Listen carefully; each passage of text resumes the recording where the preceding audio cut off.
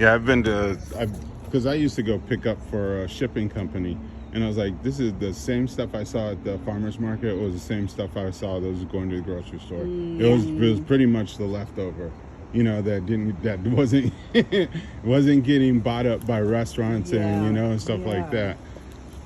So this is our third backyard.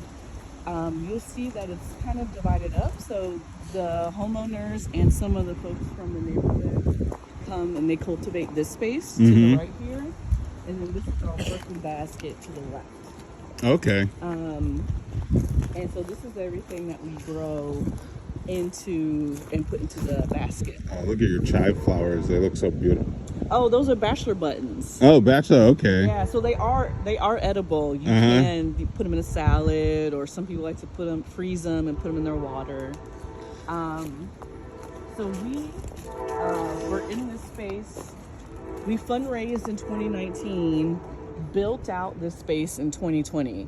Me and Mariana. If you can imagine, all of that was just a big lawn, and they had 2 single ply raised beds that had tomatoes, and then that was it. So we came in with the help of volunteers, friends, community members, family. We mulched everything. We installed the irrigation over here. So these raised beds are totally movable. Because it looks like, because I'm like, just you can move the boards out, you can move the okay. And that's why we did a repair on these beds over the winter, which is where you see the turnbuckle, to keep them together so they don't spread. But that's why we chose these, is because, being realistic, if, they decided that Berkeley basket, like if our relationship ends, and they didn't want the beds here anymore, it'd be easy to break down. Okay. But so this bed has been... The relationship is strong. Yeah, it is. And we've been in production here for 4 years now. And that's where we get these pathways that are built up, because we've been sheet mulching and adding wood chips every year for 4 years. So now we've built soil probably about that much, maybe more. Right. So much so that you can even tell this bottom, like that's a whole, like the the bottom plank is underground now, because we've been continuously building up the pathway here. And so that was something that we, part of like the ecological stance that we have is putting back what we're taking out, basically, and building up for the future. So, we want to have good soil here. There was lead in the soil. And so that's why we couldn't do in-ground beds. Right. But all in all, things just have been going wonderful here. And this is our hottest, I would say the hottest garden, because this is about as much shade as this is going to get today. Right. Evening. Yeah. And look at this beautiful old barn. I mean, people forget what West Berkeley was. Very light industrial. It was little manufacturing, and people were making horseshoes and things. And you do not see a lot of these old outbuildings anymore. Do you ever have children in these spaces? Yeah, so they actually have 2 cousins who are very young, so their cousins had children. And they interact out here. We, there are some hazards. Because I'm looking at the bees. The bees are, for the most part, it's fine. Right. But, they are under the age of 12. Okay. And even, not too long ago, we had a pile of soil delivered, like a couple yards. And their young cousin came out and helped us. And it was just very, very sweet, very cute. Because she just saw a bunch of, like, women and femmes, like, big arm, like shoveling, and she was like, "I want to come out and help." So it was so cute. She was in her little sparkly leopard print shoes. But yeah, and then we try to have a fundraiser once a year, which is our pumpkin carving, and that's a family friendly we advertise it as a family-friendly event because it's pumpkin carving, it's a costume contest, we have snacks, and you know, the kids can come out, they run around. We typically just have it at my house, but we do have a farm tour that we do, and so we do bring everyone down here to take a look at the space. When do you start growing your pumpkins? We buy them from farmer friends. Oh, okay. Yeah, so that's part of it too, is that because Mariana and I have been in the farming space for so many years, we have a lot of our friends are in the farming community, so we love being able to take that, you know, Berkeley basket income and support them as well. So we always tell folks where we get our pumpkins, you know, and try to say, hey, like, you know, support that farmer too as well. So we really do, like, even down to where we source our pumpkins is important for us. Oh, okay.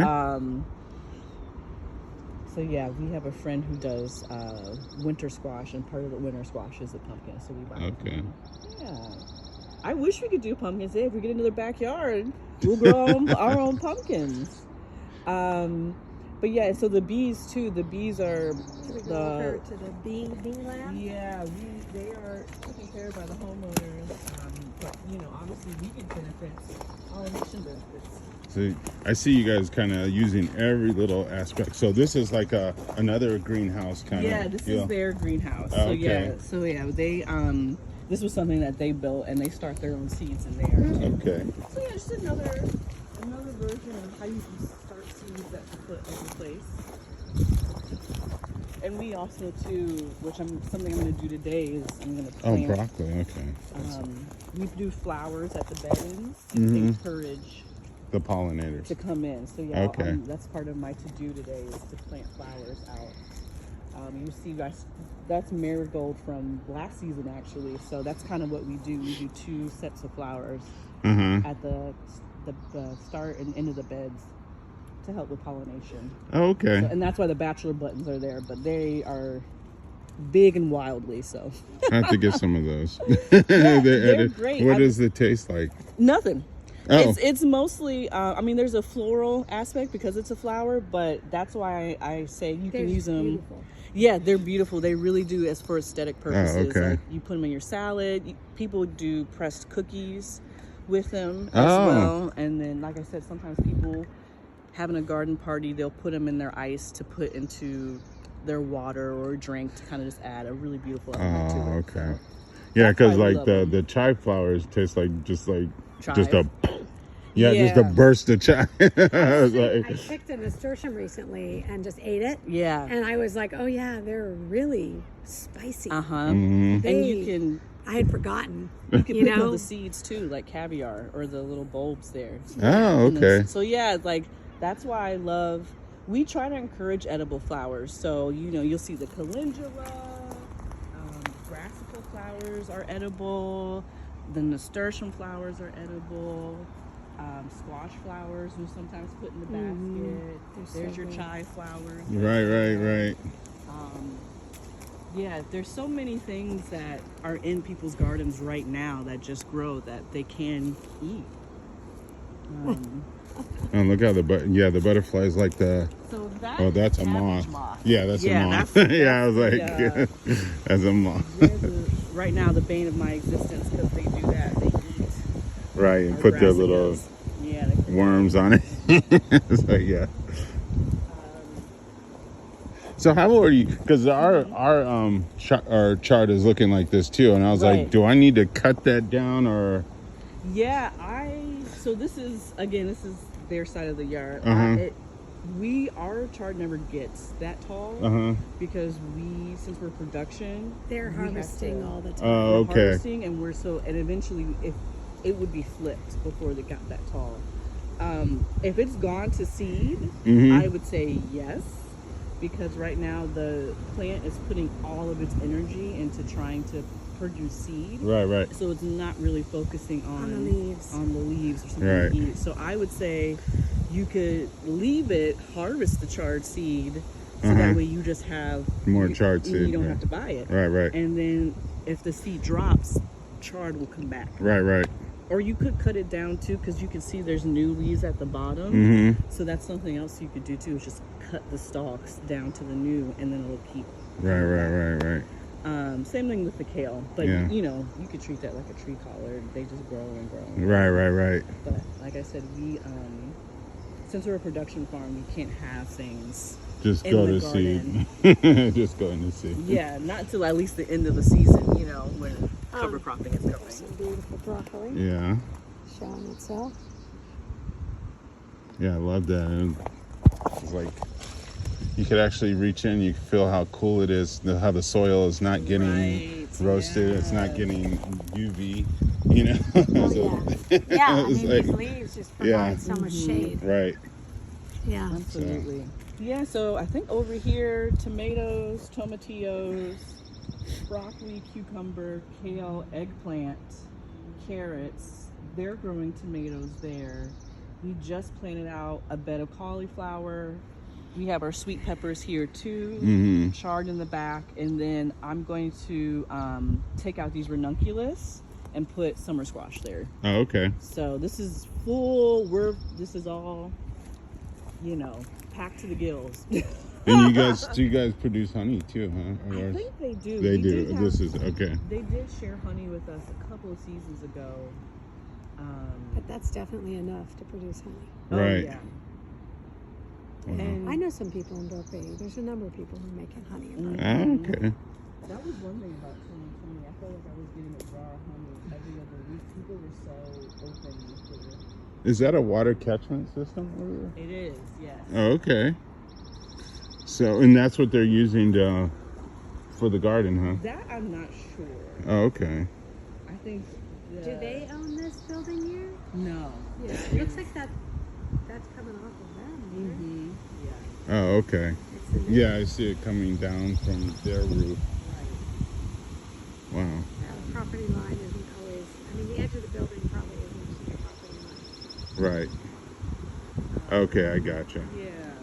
And we do have a composting system here, but it's not the. It's they have the black plastic bins. Okay. Versus the 3-bin system that we have. But that's where all of our green waste goes. Okay. Yeah. So we try to also produce a closed loop here.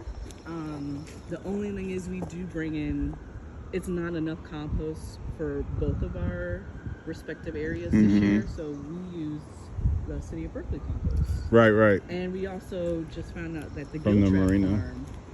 Okay, yeah. The Giltrap farm also has free compost too, which is just down the street from us Okay. in Albany. So So you know Traver?